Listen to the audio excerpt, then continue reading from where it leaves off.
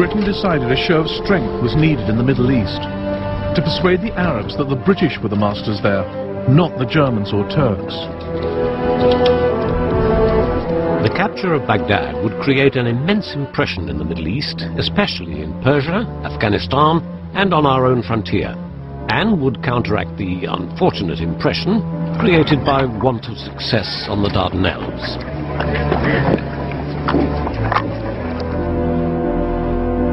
By May 1915, a British division under Major General Sir Charles Townshend was advancing up the Tigris through Iraq, then part of the Ottoman Empire.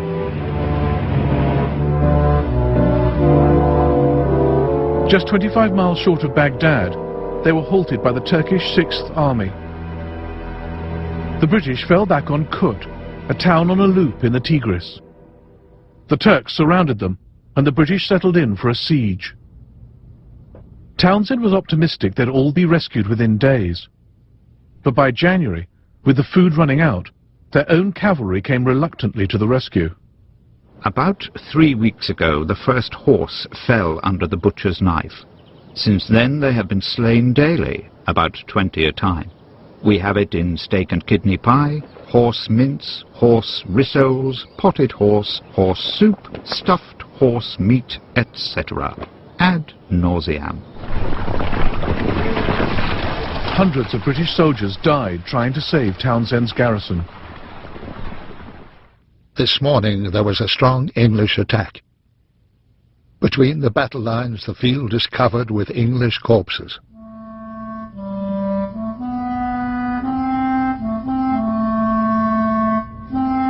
The relieving force downstream has again failed to get through.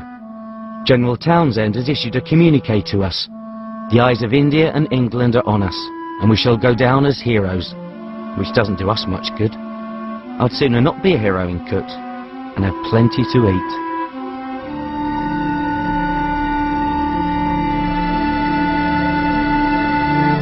The men are dying off fast now from starvation, scurvy, pneumonia. The Tommies are sticking it out better than the Indian troops, who refuse to eat mule or horse.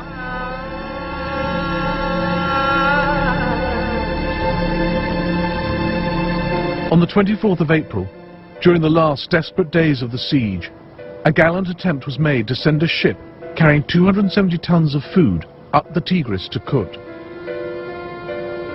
Ali Ihsan was one of a group of Turks who stretched a cable across the Tigris, ensnaring the supply ship. We confiscated an English boat which contained all kinds of food, enough to feed 5,000 for 2 months. It was called Julinar, but we renamed it Kendigelen, the godsend. Townshend became so desperate that the British made an offer to Turkish General Halil Pasha for the freedom of the garrison. General Townshend offered to me £1 million English for the freedom of the English army. Had this offer been made in other circumstances, my answer would have been one word out of the barrel of my rifle.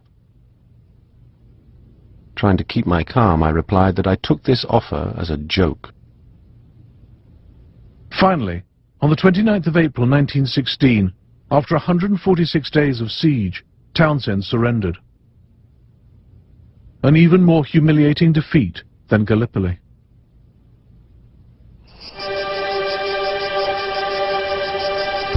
All up now. A terrible pity. Never shall I forget that morning of surrender. We settled down to the melancholy task of destruction. Poor gunners. Some were in tears as the guns they were so proud to have tended were blown to pieces. The Turks marched in at noon and took over the place. By the waters of Babylon, we sat down and wept.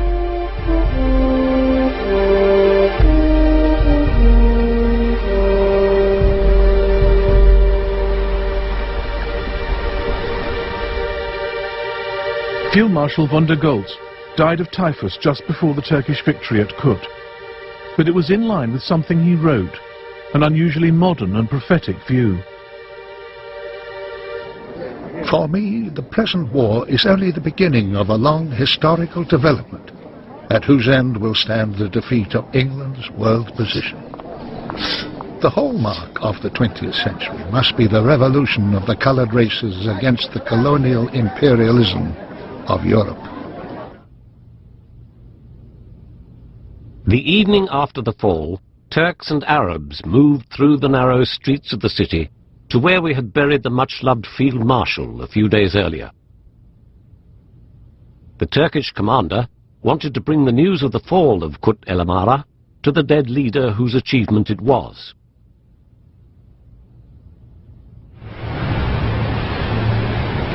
Townsend sailed off to a comfortable captivity in Constantinople. During the siege, 1,750 of his British and Indian soldiers had died, but the worst lay ahead. 12,000 men were marched through the desert to Baghdad. A large percentage of the men were quite done for and couldn't possibly march another inch. They were lying on the ground, suffering from high fever and dysentery, and were smothered from head to foot in filth and covered with flies. By the war's close, over 4,000 veterans of Kut had died in prison camp, victims of willful neglect by both Turkey and Britain. Never come back no more, boys. Never come back no more. The camp is becoming a bore, boys. It's becoming a terrible bore. Shut up the old shop window. Put a notice over the door. We're packing our kits for the jolly old Ritz, and we'll never come back no more. The Allies had written off the Ottoman Empire from the start, but then suffered major defeats at its hands.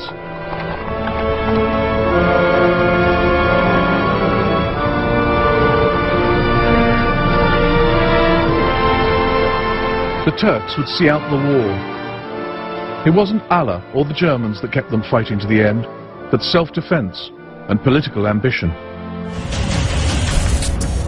Renklihaber.net